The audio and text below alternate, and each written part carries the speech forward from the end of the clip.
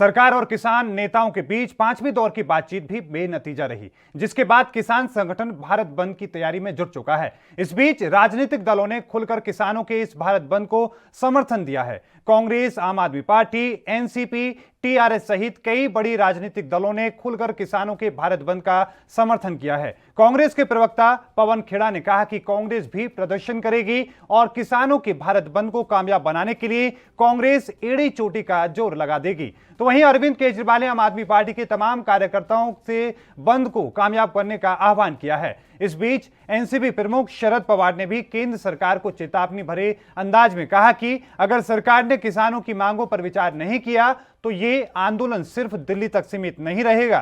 तो वहीं तेलंगाना राष्ट्रीय समिति ने किसानों की मांगों के समर्थन में 8 दिसंबर को बुलाए गए भारत बंद का समर्थन किया है। और क्या कुछ नेताओं ने कहा है, आइए सुनवाते हैं। राजधानी के दरवाजे बंद कर दो और फिर कहो कि हम आपसे वार्तालाप करना चाहते हैं।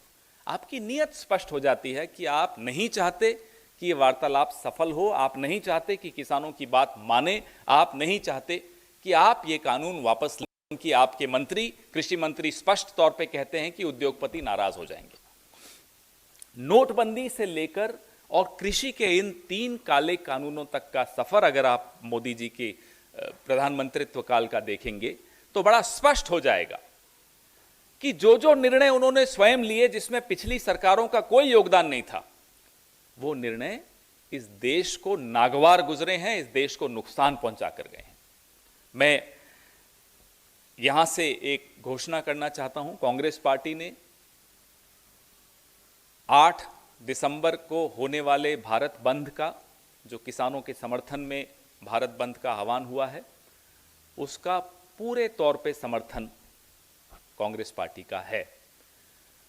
राहुल गांधी जी ने हस्ताक्षर अभियान, किसान सम्मेलन, ट्रैक्टर रैलीज करके एक जो आवाज उठाई थी किसानों के पक्ष में, उसी आवाज को हम बुलंद करते हुए 8 दिसंबर को हमारे जिला मुख्यालयों पर, प्रदेश कांग्रेस कमेटी के कार्यालयों पर, तमाम जगह प्रदर्शन किए जाएंगे और इस बंद को सफल बनाने में कांग्रेस एड़ी चोटी। दिसंबर 8 तारीख को जो हमारे सारे किसान भाइयों ने भारत बंद का जो कॉल दिया है, उसको टीआरएस पार्टी पूरी तरह से सपोर्ट कर रही है और आगे चल के हमने सदन में भी इसका सपोर्ट करेंगे।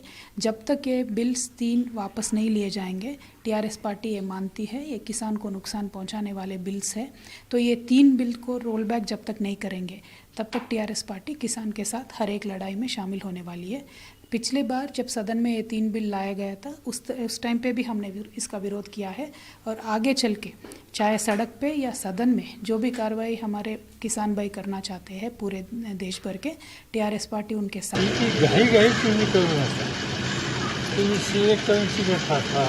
तुम्ही चर्चा करा आणि एकत्र बसू, पण एकत्र बसणं किंवा सिलेक्ट कमिटीमध्ये चर्चा करणं याही गोष्टी त्यांनी स्वीकारल्या नाहीत। सदनामध्ये चर्चा होऊन दिली आहे आणि घाईगर्दीने एक पास करून घेतलं, आपलं पाचवी धर्मात दाखवलं।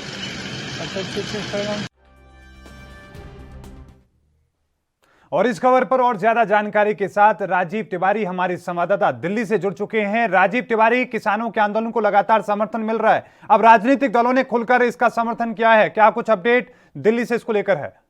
देखिए, बिल्कुल बता दें, जिस तरीके से किसानों को समर्थन अब सभी पार्टियां करती जा रही हैं, कहीं ना कहीं ये जरूर है किसानों का जो आंदोलन है वो काफी बड़ी तादाद के अंदर उग्र होता चला जाएगा, क्योंकि अगर सभी पार्टियां उनका साथ देंगी तो जो आने वाली 8 तारीख को, यानी कि जो 8 तारीख को भारत बंद का जो आह्वान किया गया है वो बड़े पैमाने पर होगा। और यहाँ तक कि लोगों से अपील भी की जा रही है कि एक दिन के लिए आप मार्केटें, दुकानें बंद कीजिए, यहाँ तक कि अपने गोदाम बंद कीजिए, ताकि किसानों की जो आवाज है वो सरकार तक जा सके और सरकार तक पहुंचने के बाद वो जो कानून है उसमें बदलाव किया जा सके या फिर उस कानून को वापस लिया जा सके। मगर अभी भी सरकार शायद झुकने वाली नहीं है, क्योंकि जिस तरीके से 5 बैठकें विफल रही है, मगर लगता नहीं है कि 6ठी बैठक भी कामयाब होगी, क्योंकि सरकार अभी भी उसी रुख पर चल रही है कि सिर्फ किसानों को समझाने की प्रक्रिया की जा रही है, ना कि कानून के अंदर संशोधन किया जा रहा है, ना ही कानून को, कृषि कानून को वापस लिया जा रहा है। जी